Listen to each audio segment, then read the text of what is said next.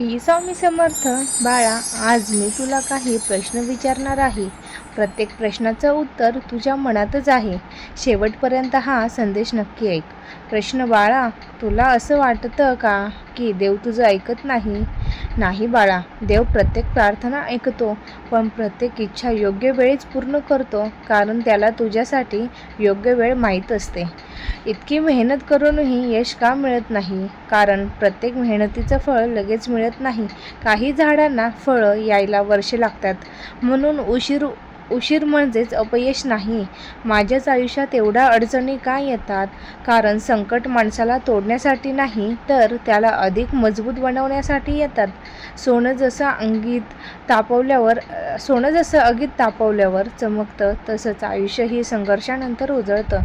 लोक माझी किंमत का करत नाहीत? कारण अजून तुझी वेळ आलेली नाही.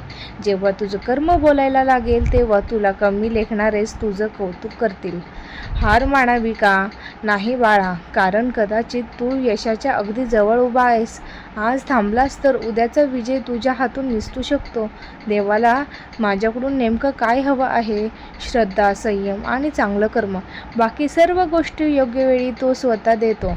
माझे चांगले दिवस कधी येतील? जेव्हा तू परिस्थिती बदलण्याआधी स्वतःला मजबूत करशील.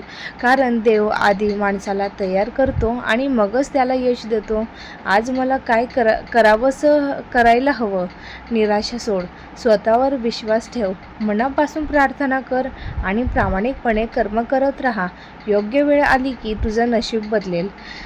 बाळा, जर आजचा हा संदेश तुझ्या मनापर्यंत पोहोचला असेल, तर समज की परमेश्वर तुला सांगत आहे, घाबरू नकोस, मी तुझ्या पाठीशी आहे. श्री स्वामी समर्थ. जय जय स्वामी समर्थ.